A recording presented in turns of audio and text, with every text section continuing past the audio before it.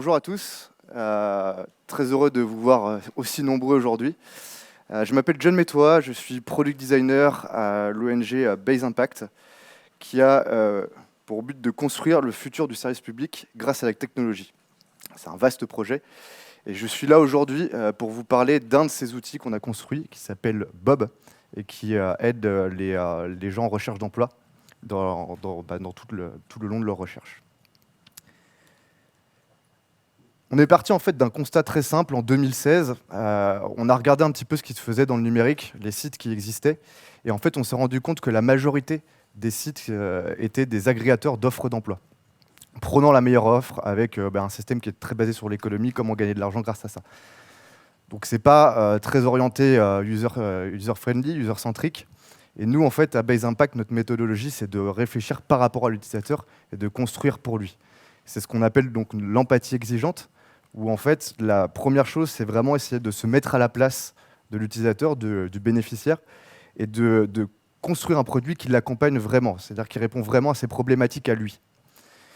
Ensuite, c'est aussi savoir se remettre en question nous-mêmes et savoir se dire, bah non, notre produit, il n'est pas bon maintenant, on est capable de le changer et on va toujours l'améliorer pour toujours coller et proposer une solution pour que l'utilisateur se sente compris, accompagné tout au long de sa recherche. Et en fait, fort de ces constats qu'on a fait en 2016, on a été voir les gens et on a vu que c'était pas la meilleure offre d'emploi qu'ils recherchaient, vraiment pas. Et ça rejoint ce que je disais sur l'user-centric tout à l'heure, c'est les gens ils cherchaient, ils étaient perdus, ils avaient perdu confiance en eux, ils savaient pas comment démarrer leur recherche, comment stratégifier leur recherche, quelle étape je dois faire après. Et donc du coup, nous tout notre focus s'est basé là-dessus. Et c'est pour ça qu'on a créé Bob. Bob, qui est un outil, un coach d'accompagnement dans toute la recherche d'emploi, qui s'articule en 3 étapes rapidement. Une première étape qui est de la compréhension de qui est l'utilisateur, donc un onboarding tout à fait classique. Puis un diagnostic qui, là, en fait, va dire qu'est-ce qui se passe, quel est le point bloquant dans ta recherche et comment avancer. Et justement, pour avancer les stratégies avec des conseils qui sont personnalisés, qui sont dédiés pour aider le chercheur d'emploi. Du coup, comment est-ce qu'on a fait pour designer cet outil de coaching d'emploi à l'écoute des bénéficiaires, mais surtout, comment est-ce qu'on a créé cette empathie vis-à-vis de l'utilisateur? Et en fait, dans un premier temps, c'est surtout comment est-ce qu'on crée de l'empathie Comment est-ce qu'on crée de l'empathie au sein de l'équipe? Parce que pour que votre outil puisse délivrer de l'empathie, il faut aussi que votre équipe puisse avoir de l'empathie. Et ça, c'est assez compliqué. Il y a un premier outil qu'on utilise, et je pense que vous connaissez, enfin peut-être, qui sont, vous l'avez vu sur ma slide d'après, l'user research et l'user test. L'user research, je pense que c'est le meilleur outil possible, enfin c'est le meilleur moyen possible qui puisse exister pour comprendre qui est votre utilisateur, pour comprendre qui est votre cible. Parler avec des gens, c'est la meilleure chose que vous pouvez faire pour vous savoir quel est son quotidien, comment il se lève le matin, comment il se couche le soir, quelle est sa journée, et à quel moment est-ce que vous allez pouvoir intervenir, à quel moment est-ce que vous allez pouvoir identifier les vraies bonnes problématiques qui vont l'aider dans sa recherche. Donc ça, c'est pour l'user research, et en plus, ça va vous aider à préparer des prototypes. C'est ça ce qui va vous intéresser ensuite pour construire de l'UX, c'est de préparer des prototypes que vous allez pouvoir tester, notamment avec les user tests, où là, vous allez être en contact direct avec les gens qui vont utiliser votre outil. Vous allez vous prendre une baffe parce que forcément, la première chose, vous le faites mal, et vous comprenez pas, et l'utilisateur ne comprend pas forcément soit votre problématique, soit comment marche votre UX. Donc, c'est-à-dire que en lieu de passer du point A au point B, il va passer par B, C, D, et même E que vous n'aviez pas identifié vous. Mais au moins, comme ça, vous allez pouvoir améliorer votre outil. Et en fait, j'aime bien ce que je mets Margot aussi derrière. Ah non, ah mince. Désolé, je pensais que les slides étaient dans le bon sens. Et en fait, ça c'est Margot qui est en train de faire passer un user test de chez nous. Et en fait, s'il y avait vraiment 2 choses que je devais retenir, c'est n'ayez pas peur d'aller au contact des gens. N'ayez pas peur de parler avec eux et justement de bien comprendre quelles sont leurs problématiques. Ça développe votre empathie. Et 2, faites pas trop de user test pour tester votre produit parce qu'en fait, vous allez recevoir plein de feedback. Et en fait, au bout d'un moment, ce feedback, vous allez être perdu parce que vous allez vouloir tout prendre et puis vous allez tourner en rond en faire un produit qui va être trop compliqué.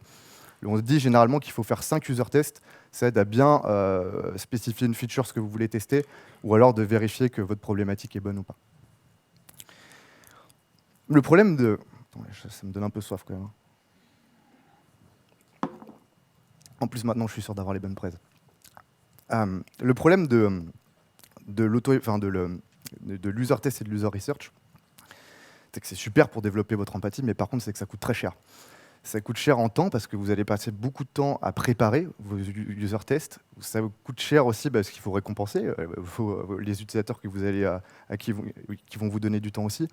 Et bien forcément, le temps, c'est de l'argent. Donc, vous ne pouvez pas faire passer toute votre équipe, notamment si vous êtes une équipe nombreuse, pour développer cette empathie avec eux.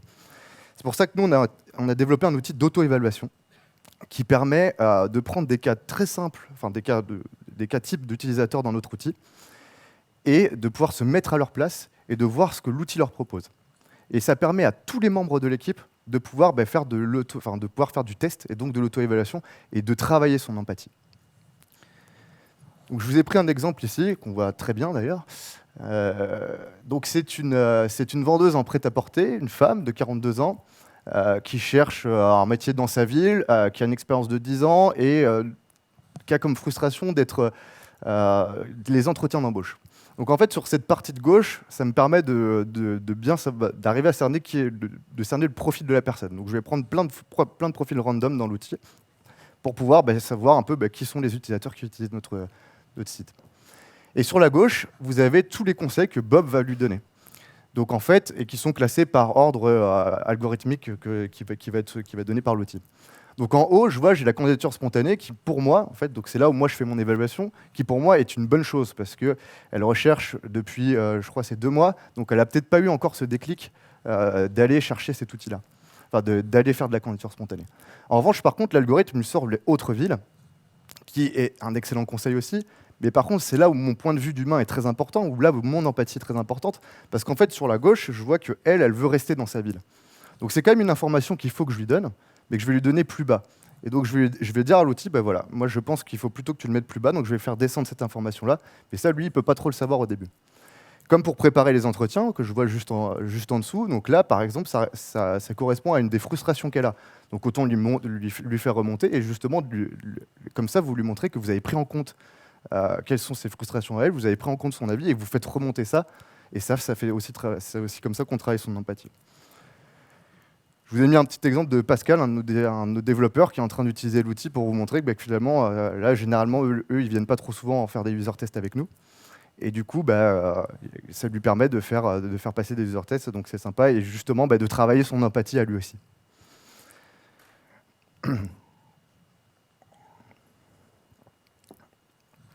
Du coup, fort de ce qu'on a appris, et maintenant fort d'avoir travaillé l'empathie dans notre équipe, comment est-ce qu'on va travailler l'empathie pour les utilisateurs et le faire passer dans notre produit et pour provoquer l'action, en fait, pour qu'on arrive à créer une relation de confiance pour que les messages difficiles qu'on peut lui faire passer, qu'on doit lui dire, ça passe mieux et que lui, derrière, il ait envie d'aller plus loin, il a envie de passer à l'action.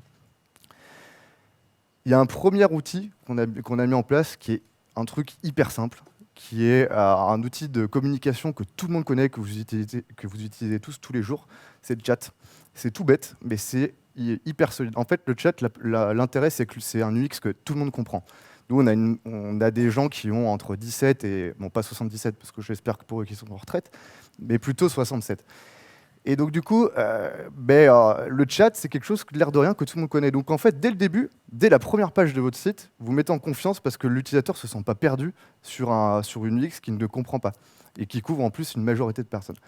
Et en plus, un petit tip, ce qui est sympa, c'est que le chat, ça vous permet de faire passer des grosses quantités de texte, ce qui peut être aussi parfois très intéressant au début quand vous ouvrez votre produit, parce que vous avez souvent plein de choses à dire à l'utilisateur, et puis faire passer du texte avec du chat, ça passe super bien, les gens le lisent, et on a vu des courbes de lecture qui passaient vraiment de manière exponentielle. Donc ça ressemble un peu à ça dans notre outil. Premièrement, Bob va juste venir lui parler, lui dire bienvenue en Plus Johanna, donc on va structurer un peu le contenu. Et justement, c'est ce qu'on appelle la personnalisation, qui est notre deuxième point. En fait, personnaliser un peu ce qu'on va dire à l'utilisateur. Et toujours tout ça dès le début, dès l'onboarding, dès les premières minutes où l'utilisateur va être dans Bob. Et en fait, un autre point qui est hyper simple, mais vraiment tout bête pour créer en fait, cette empathie, créer un rapprochement avec l'utilisateur, c'est le tutoiement. Dans une conversation avec quelqu'un de manière tout à fait normale, au bout d'un moment, quand le courant passe bien, on va se demander si on peut se tutoyer. Et là, c'est pareil. En fait, le tutoiement, c'est quelque chose qui va créer, qui va vous rapprocher de l'utilisateur. Lui va se sentir plus en confiance, se dire pourquoi pas, je peux le faire. Et en plus, on lui laisse le choix. S'il n'a pas envie, il ne le fait pas. Et ensuite, la personnalisation. Ah, et voilà.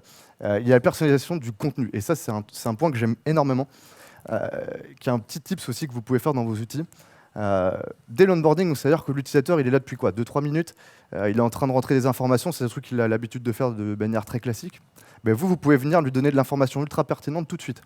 Là, par exemple, sur les salaires, on va lui dire, tiens, pour le métier que tu as choisi, donc là, c'est fleuriste, si vous n'arrivez pas à le lire, là, c'est fleuriste. Pour ce métier-là, moi, je te donne déjà dès le début des informations sur les fourchettes de salaire.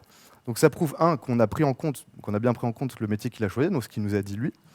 Et en plus, on vient de lui donner tout de suite de l'information pertinente sur le métier référence qu'il a dit. Et ça montre déjà un peu votre expertise dès le début, dès l'onboarding, je vous dis, dans les 2 premières minutes.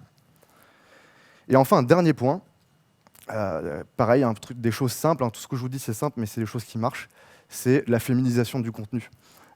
Si une femme utilise votre outil et que vous êtes capable de changer votre orthographe pour le passer vers du féminin, c'est gagné aussi. La personne se sent beaucoup plus reconnue, beaucoup plus soutenue de se dire que non, on ne parle pas de boulanger, mais on parle de boulangère. Et la boulangère, effectivement, c'est moi et je me reconnais là-dedans. Et enfin, un autre dernier point, qui est la prise en compte des problèmes. Et ça, c'est notamment dans la recherche d'emploi, c'est quelque chose de très important, puisqu'en fait, les problèmes, la majorité des gens les identifient pas par eux-mêmes dès le début. Donc encore une fois, vous pouvez montrer votre expertise en montant une liste toute simple de tous des différents problèmes que vous aurez vus en user research ou en user test. Et donc justement, l'utilisateur va se retrouver dedans. Il va dire, ah oui, effectivement, ce problème-là, je le connaissais pas, mais par contre, je le ressens. Et donc lui, il se sent compris et lui, il travaille aussi. Là, l'empathie, elle est ressentie aussi pour lui. Et en plus, si jamais, effectivement, il y a d'autres frustrations qui le gênent, il a d'autres problèmes, dans ce cas-là, il peut en ajouter d'autres. Ce qui fait qu'en plus, ça va enrichir vos algorithmes, ça va enrichir vos données, etc. derrière. Moi, je pense aujourd'hui que si je changeais de projet, si on faisait un nouveau projet chez Base, l'outil d'évaluation, c'est un des premiers trucs que je mettrais en place. Pardon, je me suis perdu complètement. Du coup, en fait, fort de ce qu'on a construit, fort de cette empathie qu'on a construit avec l'utilisateur, ce qui n'a rien à voir avec ce que je vous ai dit avant, fort de l'empathie qu'on a construit avec l'utilisateur, lui, il va se sentir vraiment, il y a une relation de confiance qui se fait avec lui, et là, vous allez être capable de pouvoir lui délivrer les messages qui sont difficiles dont je vous parlais tout à l'heure. Et c'est parce qu'il se sent écouté et compris, notamment parce qu'on l'a écouté dans l'onboarding, on lui a donné des messages, qu'il va vouloir passer à l'action, qu'il va vouloir les conseils qu'on va lui donner, il va vouloir les prendre. Parce qu'effectivement, c'est pas toujours facile. Donc là, c'est le diagnostic de tout à l'heure. On voit que son score, il est de 30%, donc c'est des chances faibles de retour à l'emploi. Et en plus, pour marteler le tout, c'est le principal frein dans sa recherche, c'est une très forte concurrence. Donc déjà, ce qui est important, c'est que vous lui dites la vérité. Dire la vérité, c'est très important dans l'empathie, justement, pour dire, ok, cet outil-là, même si c'est dur, il me dit les choses. Mais le point important, c'est surtout de ne pas l'abandonner, de ne pas abandonner cette personne, de ne pas la laisser sur le quai. Et de lui dire, voilà, ton point principal, c'est ça, mais moi, j'ai une stratégie pour toi qui va t'aider à te débloquer dans ce truc-là. Cette stratégie, elle va t'aider à dévier la concurrence. Donc je ne l'abandonne pas, en fait. Le but, c'est de ne jamais l'abandonner. Et en plus, si jamais elle ne veut pas travailler là-dessus à ce moment-là, vous pouvez reprendre tout ce que vous avez appris sur lui dans l'onboarding ou sur les frustrations qu'elle vous a dit avant, et vous pouvez lui donner d'autres stratégies qui sont en lien avec ses problématiques à elle, notamment sur comment organiser mieux sa recherche. Si la personne vous a dit qu'elle était perdue, que les entretiens d'embauche la gênaient ou qu'elle ne savait pas faire son CV, voilà. Organiser sa recherche, comment est-ce que je vais faire, et ça c'est stratifié, ça va l'aider en fait à savoir comment est-ce que je vais actionner les choses et un petit peu résoudre ce problème de j'ai peur de savoir comment commencer. Et je vous disais aussi juste avant, il faut accompagner l'utilisateur jusqu'au bout. Et c'est ce que je disais aussi tout au début sur l'empathie exigeante. Il faut toujours aller jusqu'au bout des choses. Il ne faut pas se contenter de ce qu'on peut faire maintenant, il faut aller jusqu'au bout. Et du coup, cet accompagnement, donc ce que je disais, donc cette stratégie, ça se fait aussi à l'instant T. Donc là, il va pouvoir voir les différentes stratégies, les différentes méthodes, conseils qu'on va pouvoir lui donner pour qu'il puisse avancer et puis se retrouver un emploi. Mais ça ne s'arrête pas là. On a aussi des mails personnalisés, toujours sur cette personnalisation de contenu dont je vous parlais tout à l'heure, avec l'exemple sur le salaire, qui vont être de la personnalisation très, très centrée pour elle, en fonction des problématiques qu'elle nous a données, en fonction des frustrations qu'elle avait. Et en fait, c'est surtout qu'au bout de 3 semaines ou quelques mois, si la personne n'a pas retrouvé un emploi, elle retombe. Elle a de nouveau peur, elle perd confiance en elle, elle se sent de nouveau abandonnée. Et ça la remet direct en confiance parce qu'on lui prouve que nous, on ne l'abandonne pas et qu'on va vraiment l'aider jusqu'au bout. Et du coup, ça a pour résultat que les utilisateurs, ça marche. Alors, on a essayé plusieurs choses, mais ce que je vous présente aujourd'hui, ça marche. On voit là, Julien, par exemple, il était dans le désespoir. C'est un mot qui est hyper fort. Quand on vous dit qu'il était dans le désespoir, c'est que cette personne-là était au bout du rouleau, quoi. Et elle lui dit, je manquais d'idées, de conviction. Et Bob, ça l'a boosté. Ça lui a aidé à reprendre confiance en lui. Et il a retrouvé un emploi. Et je peux vous dire que quand vous lisez ça le matin, que vous vous levez, que vous lisez un genre de commentaires, ça vous motive de fou pour pouvoir continuer. Et vous courez au boulot pour aller vous dire lequel je vais aider après. Et ça booste aussi votre empathie. Vous voir ce genre de commentaires, et ça, je vous encourage vivement, si vous avez des Slack ou ce genre d'outils, à faire des retours, que les utilisateurs qui vous donnent de ce genre de feedback, que vous les mettiez tout le temps en avant dans vos outils, ça vous booste à fond. Et du coup, voilà, grâce à tout ça, grâce à ces outils que je vous ai présentés, grâce à les méthodes qu'on a faites, ça a permis qu'avec 8 personnes, on a pu aider 200 000. Et nous, notre objectif aujourd'hui, c'est pas de se cantonner de ces 200 000, justement, c'est cette exigence d'aller chercher plus loin, d'aller chercher plus fort et plus de personnes. Mais pas que en France. Aujourd'hui, on a un outil qui marche en France. Mais pourquoi pas le voir, ce modèle se répliquer à l'étranger, à l'international, et pouvoir aider le plus de personnes possible, toujours sur cette idée d'empathie, d'aider les gens, de ne jamais les abandonner et de les accompagner jusqu'au bout. Voilà, c'est déjà la fin. Merci beaucoup de votre attention.